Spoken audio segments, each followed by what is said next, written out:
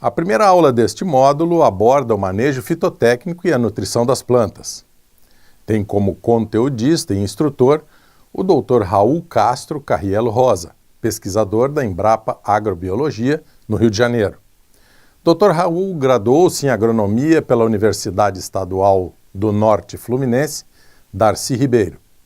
É mestre e doutor em produção vegetal pela mesma universidade. Tem experiência na área de agronomia, com ênfase em manejo orgânico e tratos culturais. Desenvolve pesquisas em nutrição mineral de plantas, sistemas orgânicos de produção e em passifloras. Boa aula! Eu gostaria inicialmente de parabenizar a comissão organizadora e também a iniciativa do Estado em fazer um treinamento para os técnicos, porque sem assistência técnica, a nossa função de pesquisador não tem muito sentido, porque a assistência é o elo de ligação direta com o principal ator da cadeia, que é o agricultor, né? Então, a gente vai tratar do tema relacionado à nutrição e também vamos falar um pouco da questão das doenças do maracujá. Para iniciar, eu sempre gosto de deixar bem consolidado a nossa contribuição da Embrapa e vários centros na publicação do Sistema Orgânico de Produção, embora seja regionalizado para a Chapada, mas esse sistema ele aborda todas as etapas de cultivo, né? Desde o início do planejamento até a comercialização e coeficientes técnicos. Também temos essa publicação que os senhores podem consultar, que também trata sobre a temática de ter um capítulo sobre agricultura orgânica, no caso maracujá. E esse tema, ele está muito em evidência no mundo, ele faz parte dos objetivos globais com relação à sustentabilidade da Organização das Nações Unidas, né, da ONU, e o principal objetivo é o desenvolvimento sustentável. Esse tema também, ele não é novo, ele há um século atrás, um pouco mais, já se fazia agricultura orgânica no mundo. Começou no continente europeu, passando pela Ásia, e no Brasil ele ganhou mais corpo a partir da década de 70, onde, nesse período, iniciou a formação de algumas cooperativas, no caso aqui do Rio, a Bio e a Conatura, e depois começou a ganhar corpo em cima dos encontros brasileiros de agricultura alternativa, foram vários, e depois o Ministério da Agricultura abraçou a ideia, formando o Cadastro Nacional de Produtores Orgânicos e também consolidando a forma de certificação por meio das associações, que seria o Sistema Participativo de Garantia. E na Embrapa esse tema começou a ganhar força na década de 90, com a formação da nossa fazendinha, quilômetro 47, que fica lá na nossa Embrapa Agrobiologia, que é uma ação conjunta com a Federal Rural do Rio de Janeiro e com a Pesagro Rio. Rapidamente, eu não vou ler tudo, eu só quero deixar bem consolidado e dar bastante ênfase à importância da ciclagem de nutrientes dentro do sistema orgânico de produção e também deixar claro para os senhores que sempre a gente tem que ter uma visão local, a gente tem que priorizar os recursos locais, assim, aquela mineradora que tem próximo da propriedade, aquele sistema de produção que adota uma criação de pequenos animais ou grandes animais em sistema orgânico, a gente necessita de recursos locais, de insumos locais, isso é muito importante. Essa é a nossa Embrapa Agrobiologia, a Fazendinha, quilômetro 47, é um centro de formação. Quem tiver interesse um dia em fazer um mestrado profissionalizante, a Universidade Rural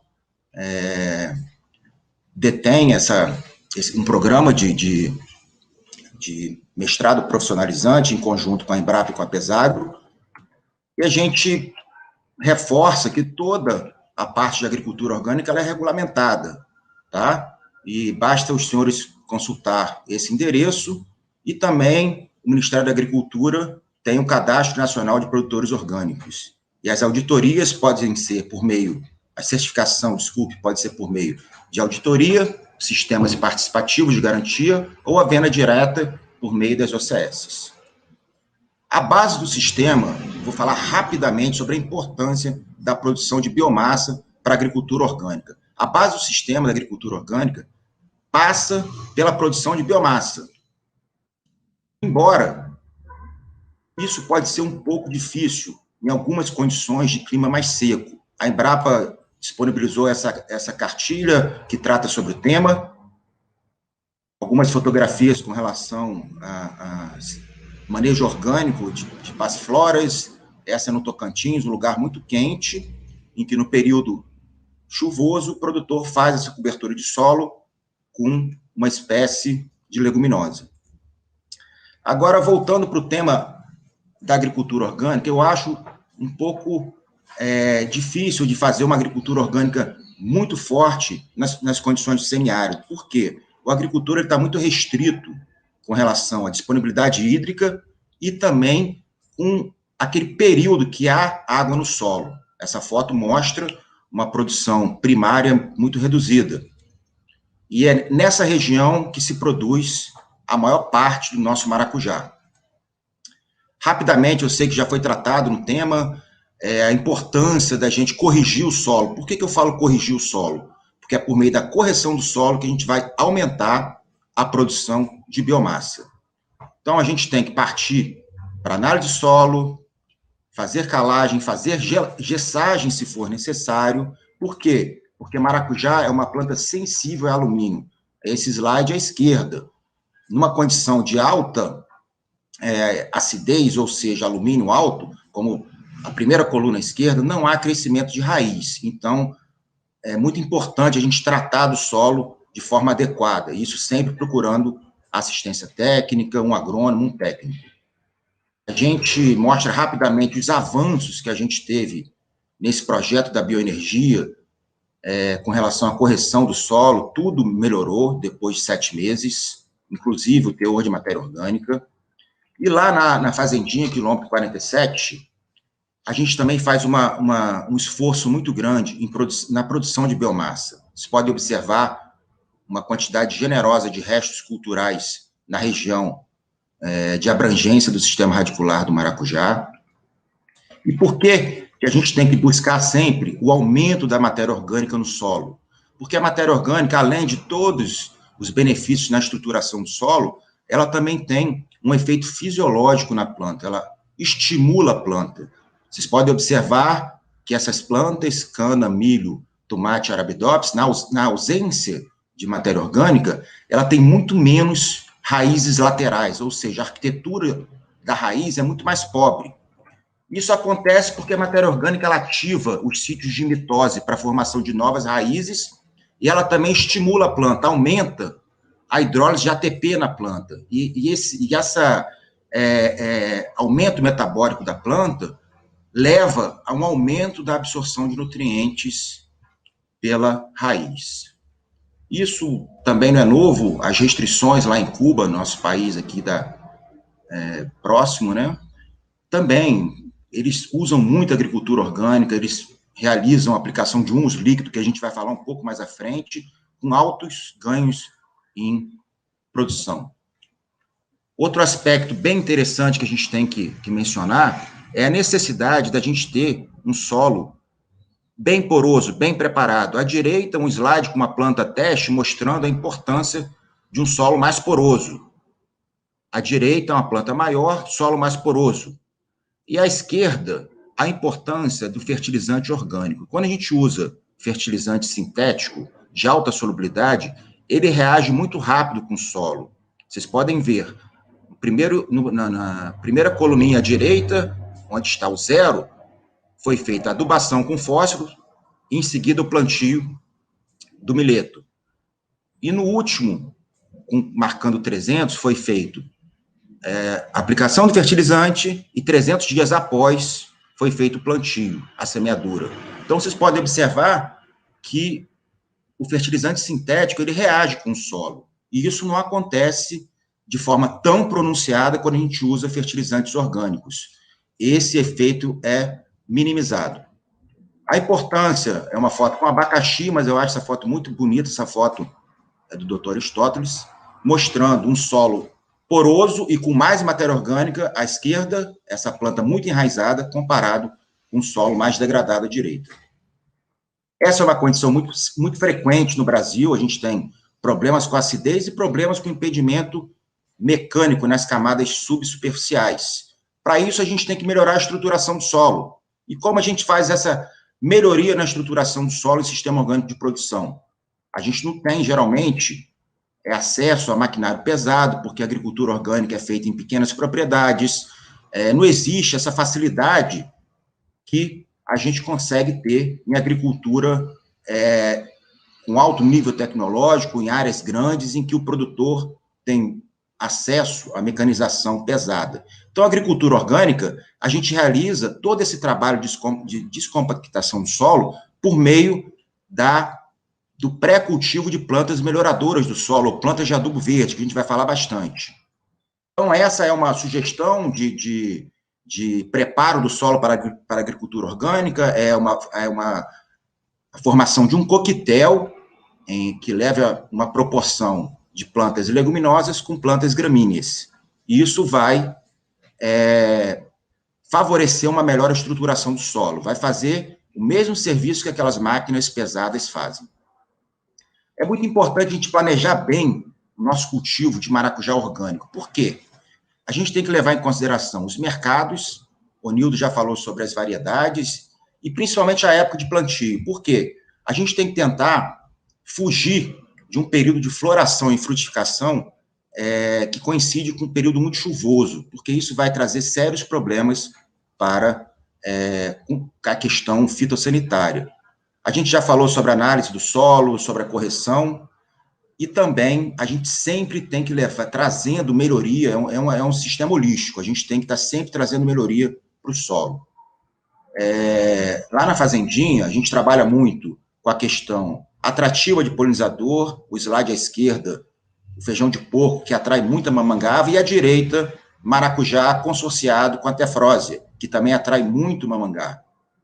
Essa foto é uma foto em que mostra o maracujá sendo tutorado pela própria tefrósia. Essa planta ela tem uma capacidade de fixar 200 quilos de nitrogênio por hectare ano. É o sincronismo que ela tem com o maracujá, é uma espécie muito interessante, porque ela fixa e coloca na sua biomassa que quando ela bate a folha, que a folha cai no chão, é a quantidade de nitrogênio que o maracujá precisa. Então, é um sistema muito interessante e o maracujá produz muito nesse sistema. E a floração dele é simultânea com a flor do maracujá. A flor abre de manhã, então o polinizador já vai visitar a área, e quando a flor do maracujá abre à tarde, o polinizador já está na área.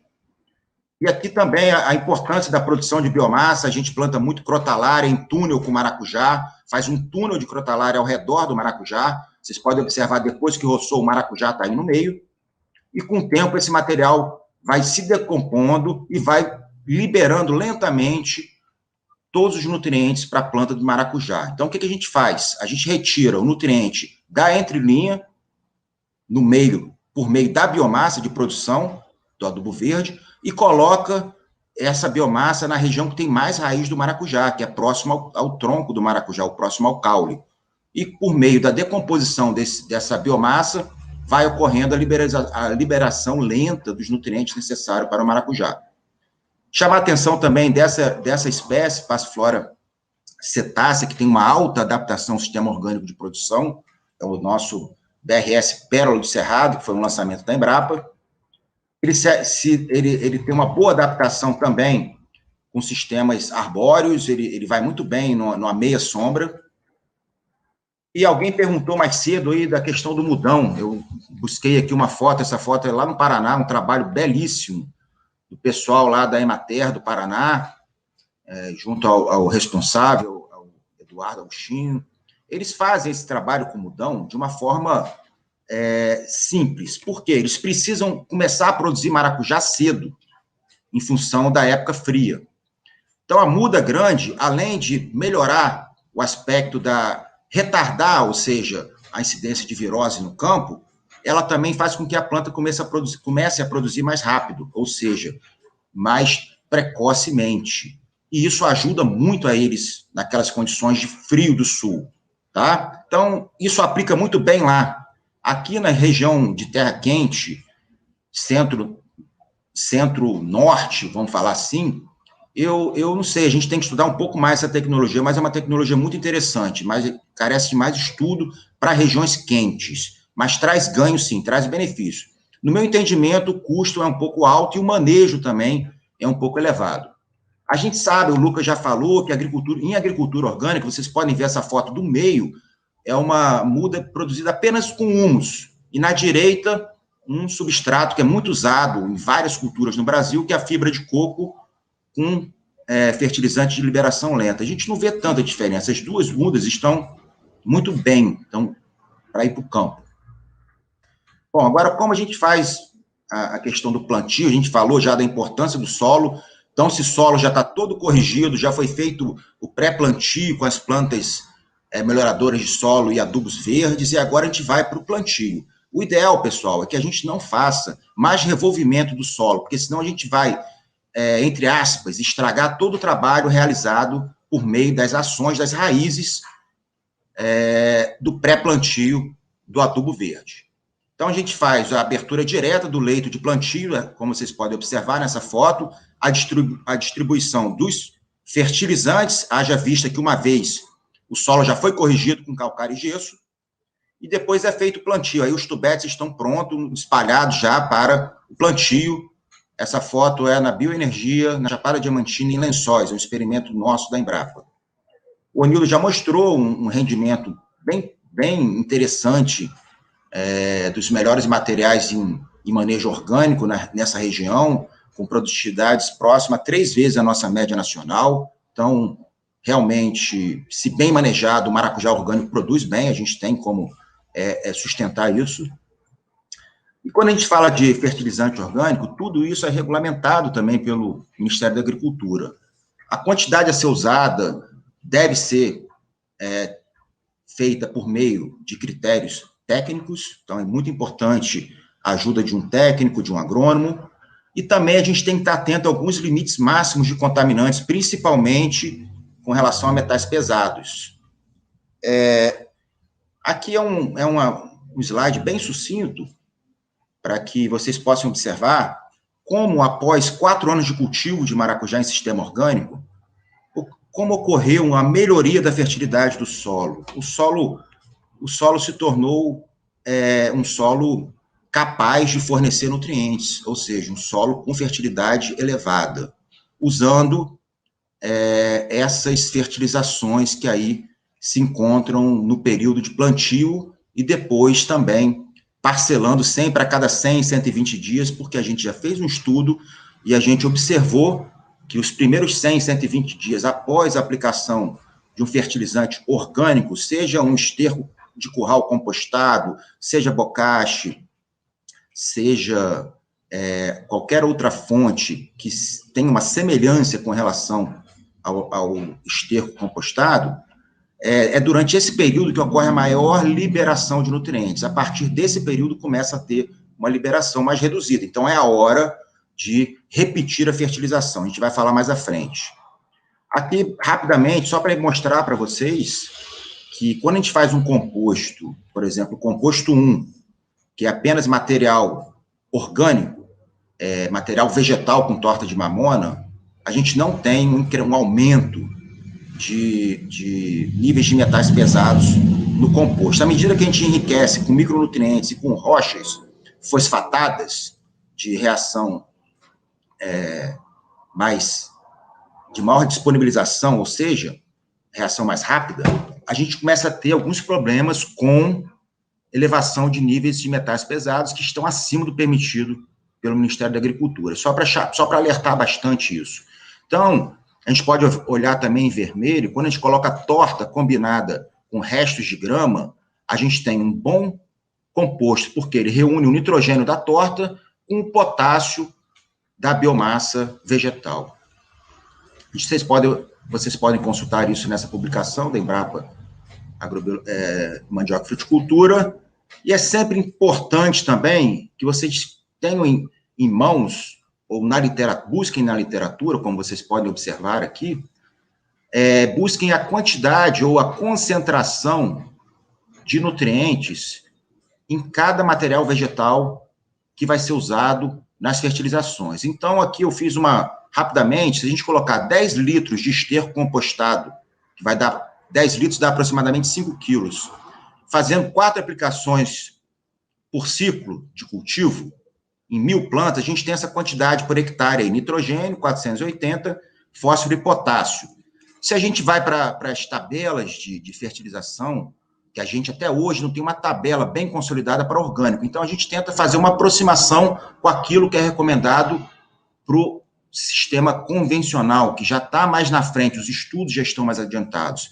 Então, em termos do que se recomenda, se a gente pegar um solo pobre, com nível baixo de potássio e de fósforo, as fertilizações orgânicas, elas iriam atender bem às exigências de nitrogênio, de fósforo, passaria até do que é recomendado, mas ficaria faltando potássio. Então, o potássio, dentro da agricultura orgânica, realmente é um gargalo. E como a gente tem hoje meios de aplicar potássio, a gente pode usar o sulfato de potássio de origem sedimentar, que é muito custoso, é muito caro.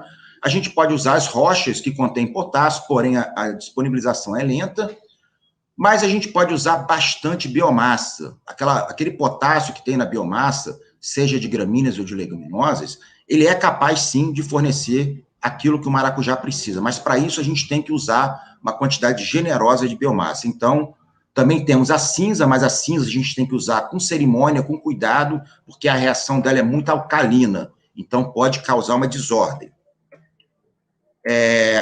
A gente tem essa sugestão de formulação de um bocache produzido de forma aeróbica, ou seja, em ambiente aberto, como essa foto, e a gente tem também algumas pesquisas com bocaches produzidos em meio anaeróbico, feito em bancada, obviamente, que isso depois pode ser feito naquelas bombonas de 200 litros hermeticamente fechado. Um bocache anaeróbico nada mais é do que uma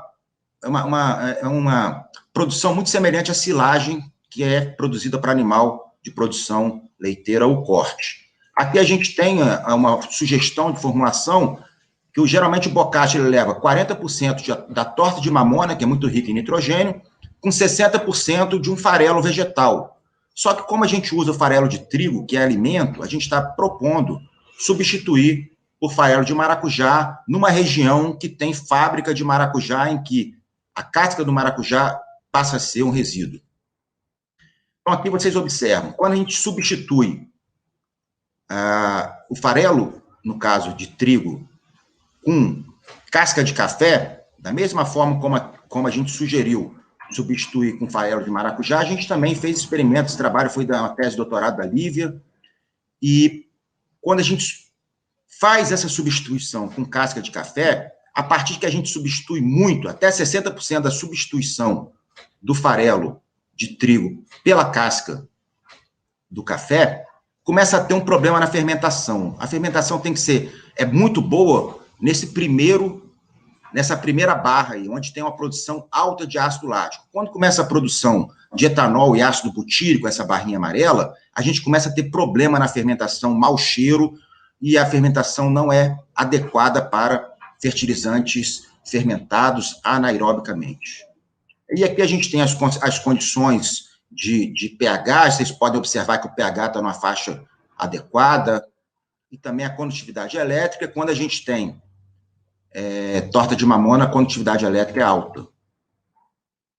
E como a gente faz a avaliação desses fertilizantes? A gente coloca uma dose fixa para todo mundo, 500 quilos por hectare de nitrogênio nesses copinhos, e planta mileto com uma alta densidade. Então, o mileto, ele extrai o nutriente que a gente colocou. Aí a gente vai ter ideia qual é a capacidade de liberação dos nutrientes desses fertilizantes. E aqui vocês podem observar mamona com casca de café e trigo e mamona com glicídia, comparada com controle absoluto, ureia e farelo de mamona. Então, eu coloquei isso aqui só para chamar a atenção que não tem tanta diferença de um fertilizante sintético como a ureia com um bom fertilizante orgânico. Não há diferença estatística entre esses fertilizantes, os melhores fertilizantes não diferem de um fertilizante sintético, é mais uma quebra de paradigma para a agricultura orgânica.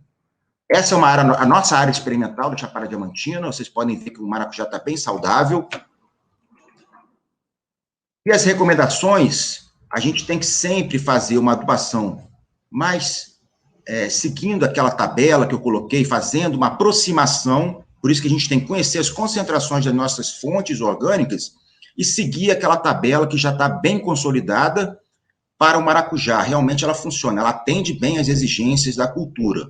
Então, no plantio, a exigência maior é por meio dos fertilizantes fosfatados e, posteriormente, a maior exigência é por meio dos fertilizantes nitrogenados e potássicos.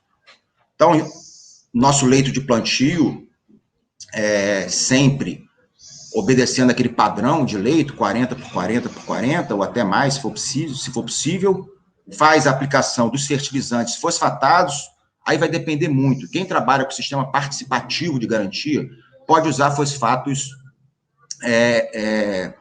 naturais e fosfatos reativos de rocha. Agora, quem trabalha com auditoria, dependendo se vai exportar para a comunidade europeia ou comunidade americana, não é permitido o uso de termofosfato, apenas fosfatos naturais e farinha de osso e também compostos fermentados ou compostos produzidos por meio anaeróbico, né? Aeróbico, desculpa. Depois do plantio, a muda já foi amplamente colocada aqui, é feita a parte de condução que a gente vai falar. Aqui temos algumas sugestões para plantio, as quantidades, tá? Aquele modelo de preparo de leito de plantio tradicional, que todos já sabem, é muito importante colocar a muda um pouco mais alta da superfície do solo para evitar problemas com encharcamento que podem favorecer fusários ou outros fungos do solo. A gente usa muito também uma fonte de micronutrientes. No caso aqui, eu coloquei como sugestão o FTE-BR12. Só que também, quem for trabalhar para exportação por meio de auditoria, essa fonte de micronutrientes não é permitida. Aqui já uma área pronta para plantar, algumas condições de respeitar sempre a umidade do solo, nunca trabalhar o solo com uma umidade muito alta. Vários modelos de arranjo de maracujá, os principais espaçamentos utilizados, vários modelos. Coloquei isso aqui para que vocês possam depois ter acesso à gravação. Então, a densidade de planta varia muito. A gente pode ter de 1.600 de 500 a 1.600, e hoje tem produtores plantando para uma única safra, até com 3.000 plantas por hectare, nos mais diversos arranjos de distribuição de planta. O que eu queria deixar bem claro, a mensagem é o seguinte: quanto mais metro linear de arame por hectare, maior é a produtividade. Então, isso a gente já sabe. A forma de fazer a espaldeira, tá? E a gente vem trabalhando também com alguns modelos alternativos. Aqui, na Bioenergia Orgânicos, como foi trabalhado. E lá na Fazendinha, a gente vem sempre trabalhando simultaneamente, durante a formação do maracujá, com a produção de fertilizantes, de adubos verdes, para atração de inimigo natural e fixação de nitrogênio na biomassa, para depois aproveitamento no maracujá. A gente também vem usando estacas vivas de gliricídia, ou seja, a gente corta uma estaca de uma planta, de um matrizeiro de gliricídia, com 3 metros de altura, enterramos 50 centímetros, ela obviamente, ela enraiza, e é um morão vivo, que é uma forma que barateia muito os nossos custos. Aqui também é uma área que já pode ver que já está bem enraizado, já está formando a copa, né? E depois a gente vai podando, e essa poda serve de nutriente para o maracujá. Só para chamar a atenção, quando a gente tem uma área em que o manejo é orgânico, a polinização natural por meio de mamangava começa a aumentar muito, conforme essa foto. Aqui várias fotos, aqui já entrando mais no semiárido brasileiro, o principal polo de produção, como os produtores plantam. Já falei sobre a dificuldade em produzir biomassa nesse clima, então a gente tem que produzir biomassa naquele período de chuva. Lá os produtores plantam maracujá quando a chuva já está terminando. tá? Eles gostam muito de plantar em janeiro, fevereiro, março, para pegar a janela de preço alto da entre-safra. E, posteriormente, eles fazem essa condução, uma linha de irrigação no meio e a parreira de maracujá, uma de cada lado da linha de irrigação.